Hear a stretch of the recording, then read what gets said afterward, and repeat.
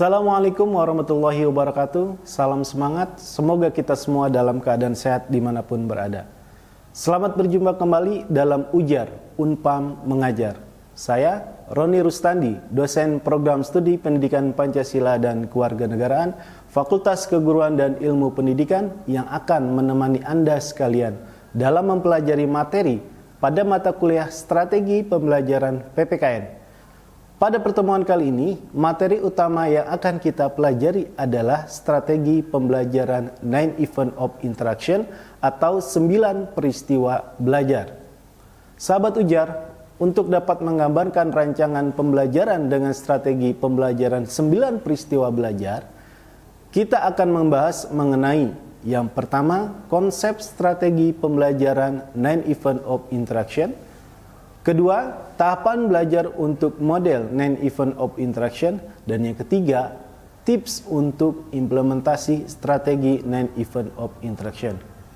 Materi ini akan disajikan sampai 30 menit ke depan, jadi jangan sampai terlewatkan.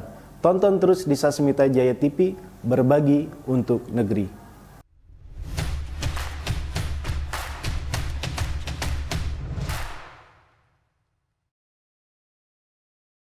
Sahabat Ujar, sekarang kita telah masuk pada pembahasan materi pertemuan 6. Namun, sebelum kita masuk pada pertemuan 6 ini, apakah sahabat Ujar masih ingat tentang konsep belajar berdasarkan pendekatan kognitivisme? Ya, betul, konsep belajar berdasarkan pendekatan kognitif mengabaikan mekanisme timbal balik antara lingkungan dan individu. Para psikolog memandang bahwa belajar itu adalah konstruksi atau bangunan pengetahuan yang dilakukan individu yang diperantarai oleh lingkungan sekitar. Selain itu, belajar menurut kognitivisme juga bersifat personal, artinya dilakukan sendiri oleh siswa. Belajar adalah akibat langsung dari cara siswa menafsirkan dan merespon pengalaman mereka secara sadar ataupun tidak sadar, dulu ataupun sekarang. Berikutnya dibahas juga mengenai prinsip-prinsip kognitivisme seperti memori jangka pendek dan jangka panjang atau short term memory dan long term memory, efikasi diri, regulasi diri, konsep diri, kepercayaan diri, pengawasan diri, media beragam pesan, dan juga lainnya menjadi komponen yang dominan dalam strategi pembelajaran pencapaian konsep. 9 peristiwa belajar Gagne, pembelajaran generatif, dan sinektiks. Oleh karena itu, dari pemahaman kita mengenai konsep belajar berdasarkan pendekatan kognitivisme, maka dapat menjadi acuan dalam memahami mengenai strategi pembelajaran 9 peristiwa belajar tersebut, yang merupakan bagian dari pendekatan kognitivisme. Sahabat Ujar, pasti sudah memahami konsep belajar berdasarkan pendekatan kognitivisme. Strategi pembelajaran yang berdasarkan pendekatan kognitivisme yaitu salah satunya adalah strategi pembelajaran yang menjadi dasar untuk mampu menggambarkan rancangan pembelajaran dengan strategi 9 peristiwa belajar atau 9 Event of Interaction.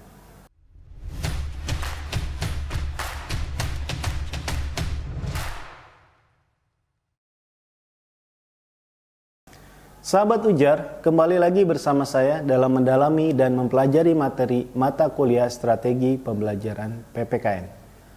Pembahasan pertama kita pada materi kali ini yaitu mengenai konsep strategi pembelajaran 9 Event of Interaction.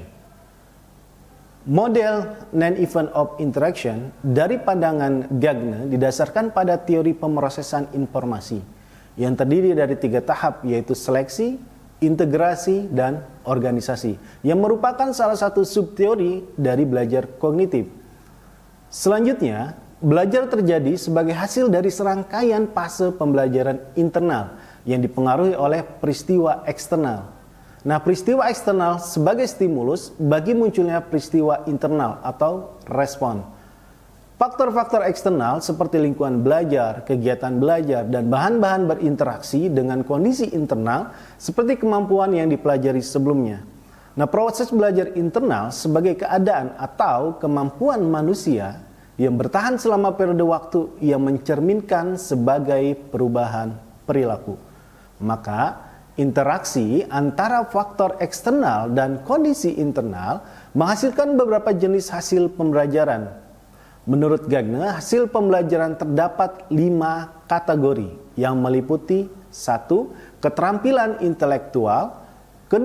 Strategi kognitif, 3. Informasi verbal, yang keempat keterampilan motorik, dan yang kelima sikap sebagai kemampuan yang dipelajari.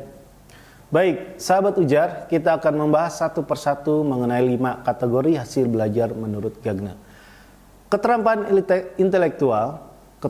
intelektual dipandang sebagai tangga bangunan, juga disebut sebagai keterampilan tingkat tinggi.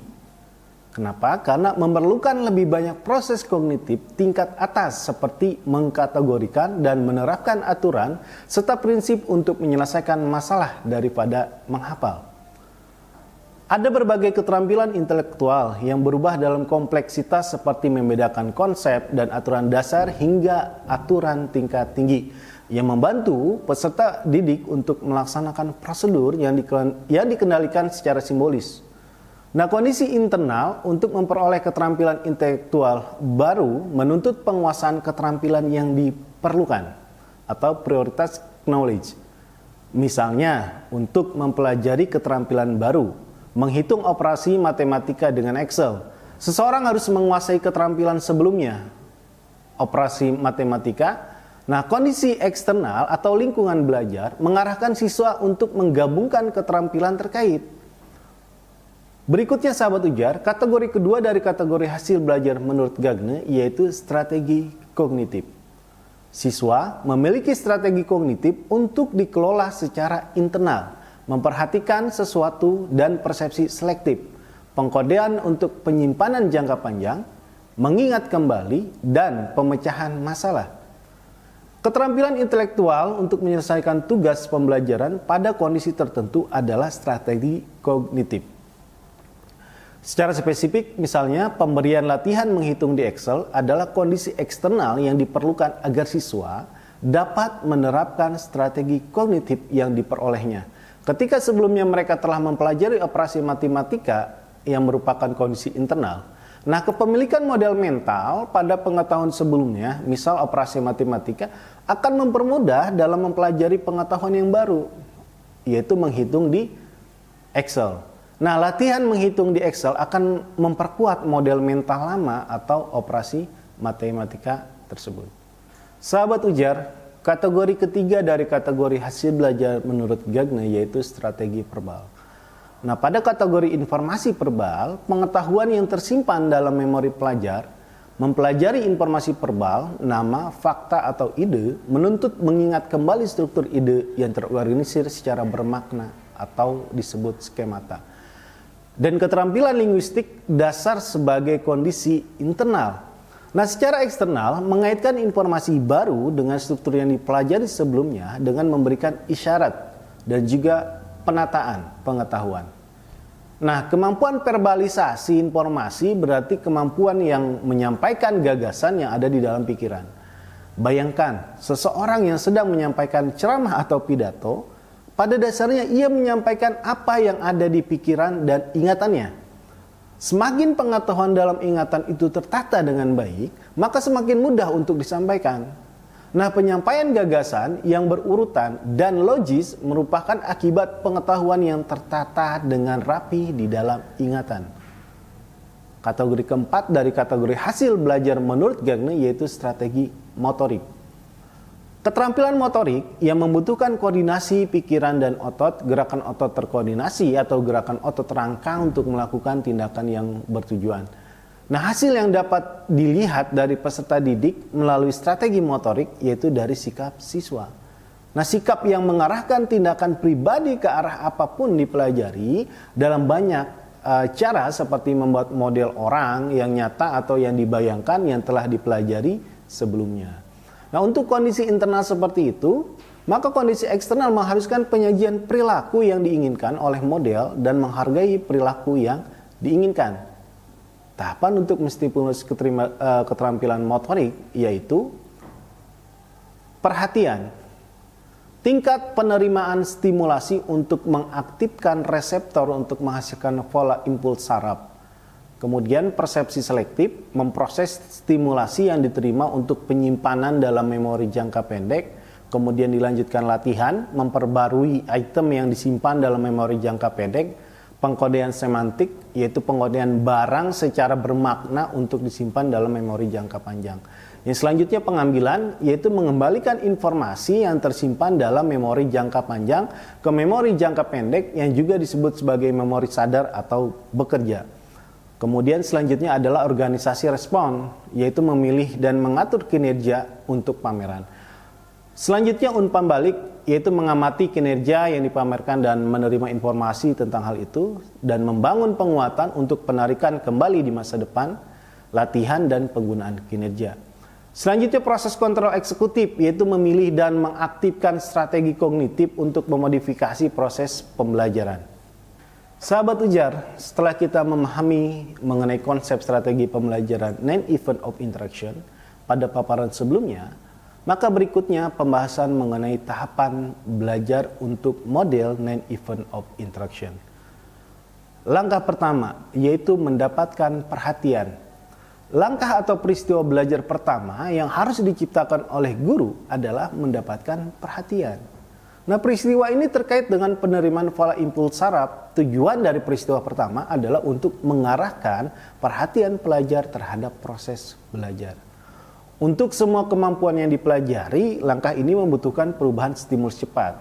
Nah, mendapatkan perhatian siswa adalah tugas yang sangat sulit bagi guru untuk mengajarkan sesuatu kepada sekelompok siswa yang terlibat dengan berbagai hal selain pelajaran. Nah, untuk mendapatkan perhatian siswa, seorang guru itu biasanya dapat berbicara dengan suara tinggi atau rendah secara tiba-tiba, memulai video pendek, kemudian atau menunjukkan objek serta gambar yang menarik, bisa juga menceritakan sebuah kisah, bercanda, mengajukan pertanyaan yang berbeda, datang ke kelas dengan boneka sarung tangan misalkan. Nah, kegiatan yang menargetkan perhatian siswa tidak perlu terkait dengan tujuan pembelajaran, meskipun isinya harus sesuai dengan usia peserta didik. Selama proses belajar, seorang guru kadang-kadang perlu memperhatikan masalah penting dengan cara menulis di papan tulis. Papan tulis menjelaskan alasan pentingnya menyoroti, mengulang, dan sebagainya. Selanjutnya langkah kedua yaitu memberitahu peserta didik tentang tujuan pembelajaran. Peristiwa belajar bertujuan untuk mengaktifkan proses kontrol eksekutif. Memberitahu siswa tentang tujuan pelajaran dengan cara menyajikan kepada siswa apa yang akan dapat mereka lakukan di akhir pelajaran dan apa yang akan mereka lakukan dalam kehidupan nyata dengan pembelajaran yang baru. Memberitahu siswa tentang dua hal itu dapat membantu mereka memotivasi diri mereka sendiri untuk belajar dan mengembangkan harapan tentang pelajaran dan juga sebagai hasilnya. Nah, harapan ini membantu mereka mengembangkan self-efficacy. Selain itu, mengarahkan peserta didik untuk menjawab pertanyaan sangat penting. Bagaimana saya tahu kapan saya telah belajar? Oleh karena itu, seorang guru juga harus merangkum proses pembelajaran dengan menjelaskan secara singkat kegiatan belajar seperti apa yang akan dilakukan. Selanjutnya langkah ketiga, yaitu merangsang mengingat kembali pembelajaran prasyarat atau sebelumnya. Nah, peristiwa belajar ketiga ini berkaitan dengan tahap lain dari proses pembelajaran. Pengambilan pembelajaran sebelumnya ke memori kerja. Nah, langkah ini secara langsung menargetkan salah satu kondisi pembelajaran yang bermakna. Mengaitkan pembelajaran sebelumnya dengan materi pembelajaran baru dan menghubungkan pembelajaran baru dengan yang sebelumnya. Nah, dengan melakukan kegiatan langkah ketiga ini dapat menyediakan fondasi untuk pembelajaran baru. Mengaitkan apa yang akan terjadi dengan apa yang sudah diketahui oleh pelajar. Nah, selain itu, membangun hubungan antara pembelajaran sebelumnya dan materi pembelajaran yang baru akan dipelajari dapat menggunakan graphic organizer atau smart art yang dikembangkan dengan cermat seperti peta konsep, cerita, diagram alur, atau berbagai analogi. Nah, setelah pembelajaran prasyarat ditarik kembali, maka materi pembelajaran baru itu disajikan sebagaimana ditujukan pada langkah keempat. Berikutnya langkah keempat yaitu mempresentasikan materi stimulus. Nah, peristiwa belajar keempat terkait dengan menekankan fitur materi untuk persepsi selektif. Materi pembelajaran yang dirancang dan dikembangkan untuk tujuan pembelajaran disajikan sebagai peristiwa pembelajaran yang keempat. Konsep, fakta, prinsip, atau prosedur, sikap, keterampilan, motorik, nilai, dan lain-lain, setiap jenis konten deskriptif dan normatif membutuhkan sajian visual atau verbal tertentu melalui kegiatan pembelajaran terkait. Nah, sambil menyajikan materi pembelajaran baru, persepsi selektif siswa itu diarahkan pada materi pembelajaran dengan menekankan dan menyoroti poin-poin penting. Misalnya, ketika mengajar tata urutan perundang-undangan, guru dapat memberitahu siswa bahwa undang-undang harus berlandaskan dan tidak bertentangan dengan undang-undang dasar. Dan mungkin menyajikan diagram yang menunjukkan hubungan antara dua istilah ini. Langkah kelima yaitu memberikan bimbingan belajar.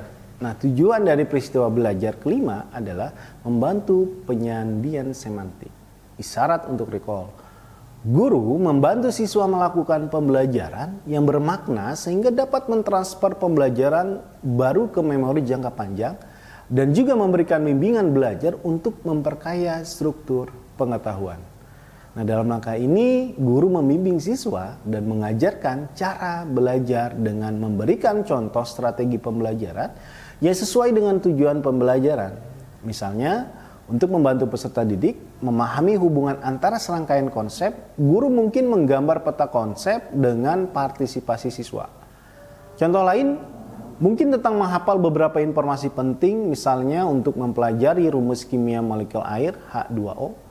Seorang guru dapat memperkenalkan strategi mnemonik, yaitu jembatan keledai. Orang tua memegang air dengan dua tangan atau H2O, old man giving water using two hand, dan dapat memberikan contoh spesifik. Selanjutnya langkah keenam yaitu menunjukkan kinerja. Fokus dari peristiwa belajar keenam adalah mengaktifkan organisasi pengetahuan, baik skemata atau model mental ataupun struktur kognitif. Nah, dengan mendorong siswa memberikan sebuah tanggapan. Peristiwa belajar sebelumnya memandu siswa saat mereka memberi kode pembelajaran baru ke dalam memori jangka panjang. Nah, peristiwa belajar yang keenam ini menuntut peserta didik untuk memamerkan pembelajaran baru mereka dengan bantuan guru dengan cara merancang kegiatan pembelajaran yang memungkinkan siswa itu menunjukkan kinerja yang meliputi mengenai untuk tujuan pendidikan dalam domain psikomotorik. Seorang guru itu dapat meminta siswanya untuk menunjukkan perilaku atau serangkaian perilaku dalam urutan yang benar. Nah, untuk pembelajaran konsep, siswa mungkin diminta untuk menulis kalimat dengan konsep atau memberikan contoh berbeda untuk konsep tersebut. Nah, untuk memperoleh kinerja untuk pembelajaran aturan ataupun prinsip, kegiatan penyelesaian masalah dapat dilakukan. Untuk tujuan yang terkait dengan domain afektif dapat dilakukan oleh aktivitas bermain peran. Dengan demikian, sahabat ujar, titik fokus dari peristiwa pembelajaran ke-6 ini adalah mengarahkan siswa untuk menunjukkan perilaku yang dapat diamati di setiap tujuan pendidikan. Selanjutnya langkah ke-7 yaitu memberikan umpan balik tentang kebenaran kinerja. Nah, peristiwa belajar ini harus dilakukan sesaat setelah siswa menunjukkan kinerja atau di tahap 6. Nah, untuk memberikan umpan balik kepada siswa tentang kebenaran kinerja mereka, jika kinerja hilang atau tidak benar, maka materi pembelajaran tambahan dapat disediakan. Nah, umpan balik dapat mengambil dua bentuk. Yang pertama, umpan balik proses, yaitu saran untuk memperbaiki kegiatan belajar. Yang kedua, umpan balik kinerja, yaitu saran untuk memperbaiki hasil kinerja. Selanjutnya langkah ke-8 yaitu menilai kinerja. Nah, langkah ini menguji retensi pengetahuan atau keterampilan yang dipelajari. Seorang siswa perlu menunjukkan kinerja dalam berbagai situasi untuk mempercayai dirinya sendiri. Dengan mempertimbangkan validitas isi atau materi yang berarti mengukur semua tujuan pembelajaran yang penting. Jadi seorang guru harus mengembangkan instrumen pengukuran yang valid dan dapat diandalkan sebanyak mungkin, yang mengharuskan peserta didik untuk menunjukkan pembelajaran baru dalam berbagai situasi dalam cara perilaku yang dapat diamati. Untuk menilai kinerja siswa, misalnya siswa mampu menulis esai, adalah tujuan pendidikan dalam tingkat sintesis domain kognitif. Jadi seorang guru dapat merancang ujian tipe esai untuk mengukur kinerja siswa untuk tujuan ini. Guru harus hati-hati mengembangkan alat ukur dengan mempertimbangkan kategori kemampuan yang dipelajari. Menilai kinerja memiliki dua fungsi utama, yaitu memahami stabilitas pembelajaran baru dan memberikan praktek tambahan yang harus dilakukan dengan bantuan tes. Terakhir langkah 9 yaitu meningkatkan retensi dan transfer. Nah, peristiwa belajar terakhir terkait dengan memberikan isyarat dan juga strategi untuk meningkatkan retensi membutuhkan penerapan pembelajaran baru. Atau menunjukkan kinerja dalam berbagai situasi baru. Nah, atau konteks setelah kegiatan pembelajaran terkait. Guru harus memberi siswa kesempatan tambahan untuk menunjukkan kinerja, dengan kata lain, menggunakan pembelajaran baru dalam situasi baru atau memecahkan pertanyaan yang berbeda. Peluang ini kadang-kadang disediakan dalam jarak waktu tertentu yang ditentukan secara kritis, membantu siswa meningkatkan transfer pengetahuan dan menghubungkan pengetahuan baru yang sebelumnya dalam unit pembelajaran atau antar unit. Retensi adalah istilah yang penting untuk belajar karena perubahan perilaku yang bertahan lama itu diinginkan, seperti yang dikatakan Gagne bahwa perubahan itu sebagai hasil belajar harus lebih dari sekedar keabadian sesaat. Nah, perubahan itu harus mampu dipertahankan selama beberapa periode waktu.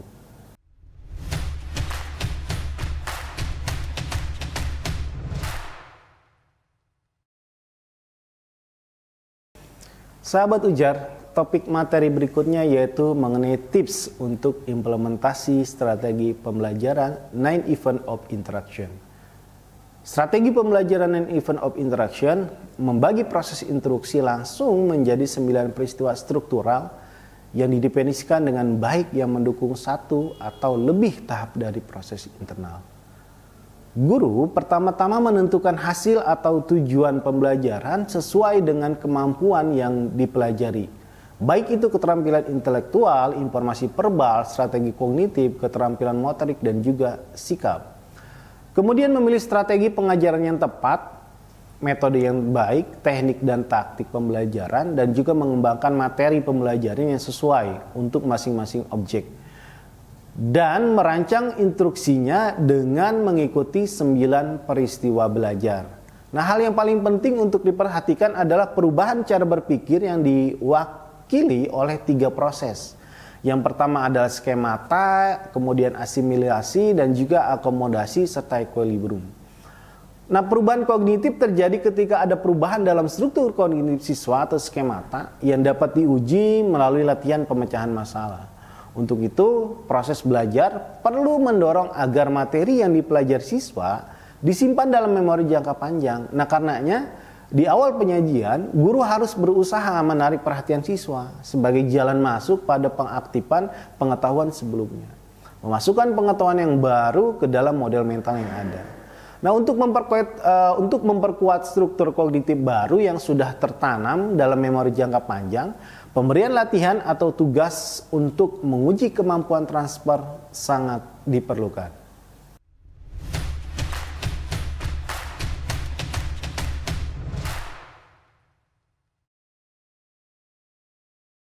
Baik sahabat Ujar, dimanapun Anda berada, dari pemaparan yang sudah disampaikan tadi, dapatlah kita simpulkan bahwa strategi pembelajaran 9 Event of Interaction dalam pengimplementasiannya itu merancang pembelajaran yang dipertimbangkan dengan baik.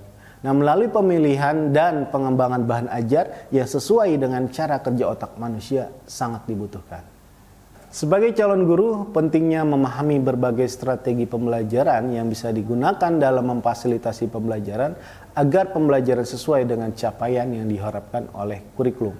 Nah, melalui penggunaan strategi pembelajaran dan event of interaction, guru dapat mengoptimalkan siswa dari kompetensi kognitifnya atau pengetahuannya.